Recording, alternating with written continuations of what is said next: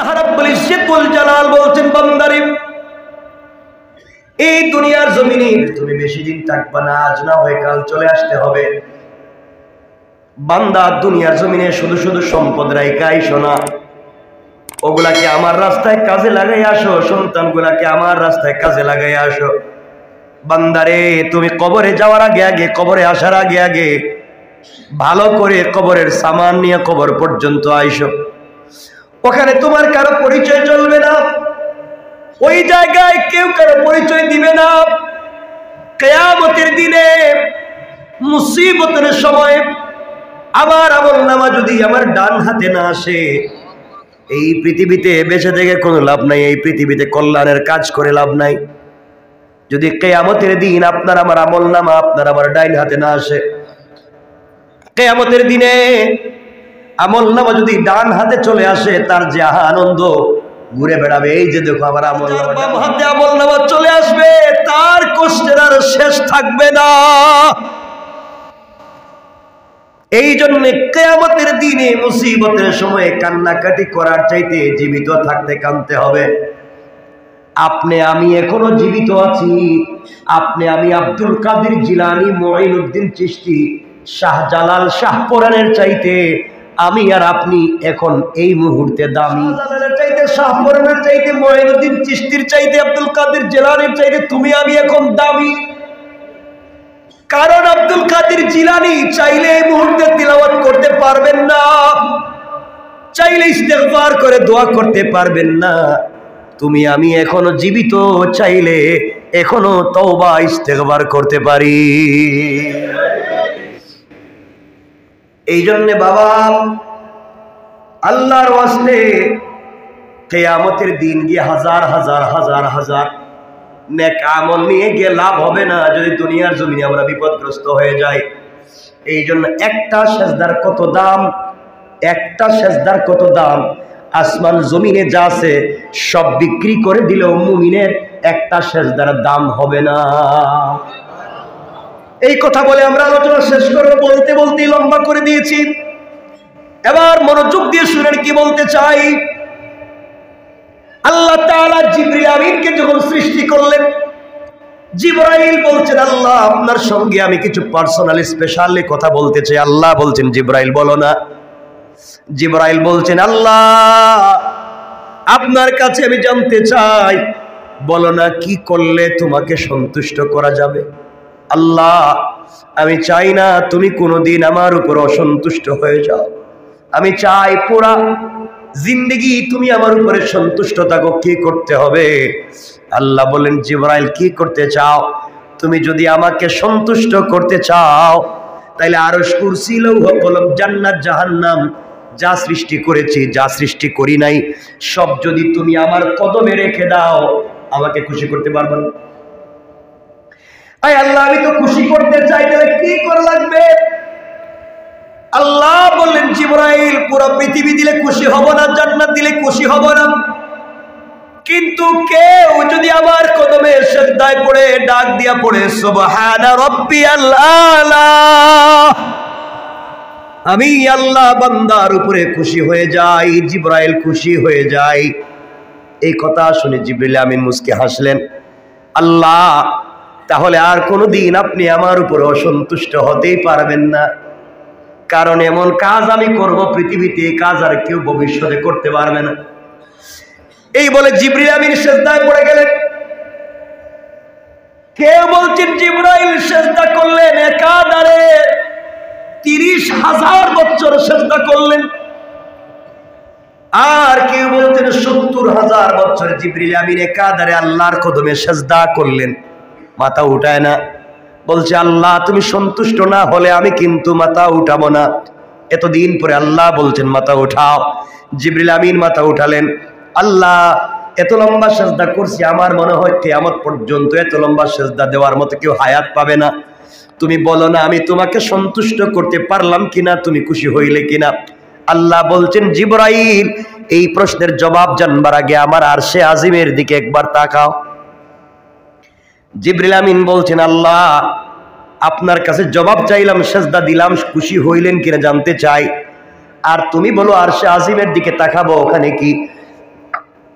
আরশে আজিমের দিকে তাকাইয়া দেখো ওখানে লেখা লা ইলাহা ইল্লাল্লাহু মুহাম্মাদুর রাসূলুল্লাহ।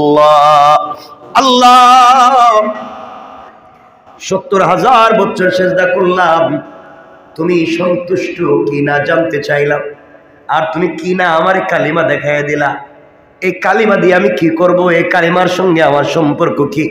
আল্লাহ বলেন শোনো জিবরাইল, শোনো, এবার শোনো, তুমি যদি জবাব জানতে চাও এবার শোনো জিবরাইল, এই কালিমা এই জন্য তোমার দেখাইয়া দিলাম, তুমি ৭০,০০০ বছর সেজদায় পড়ে বলতে চাইছো আমি খুশি হইলাম কিনা জিবরাইল।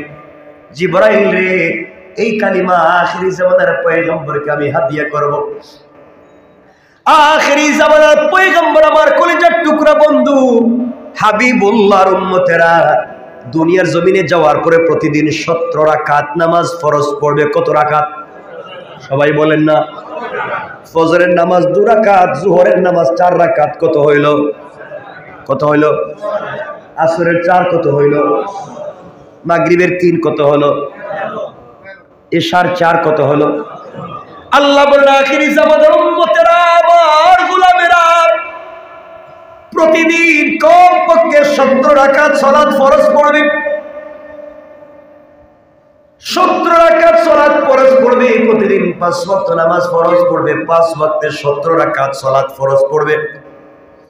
প্রত্যেকটা রাকাতে কমপক্ষে ২টা করে সেজদা দিবে, প্রত্যেকটা সেজদায় কমপক্ষে ৩ বার করে পড়বে সুবহানা রাব্বিয়াল আলা।